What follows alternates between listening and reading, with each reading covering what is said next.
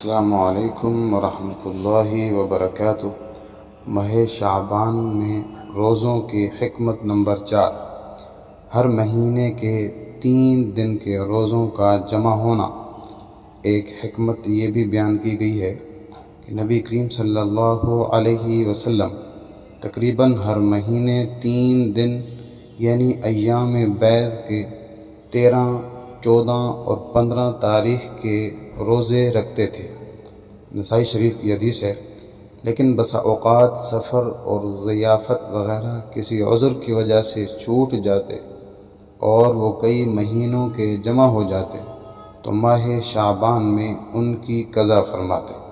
چنانچہ حضرت عائشہ صدیقہ سے حدیث شریف مروی ہے، کان رسول اللہ صلی اللہ علیہ وسلم یصوم 3 ایام من کل شہر فربما اخر ذلك حتى يجتمع عليه صوم السنة فيصوم شعبان۔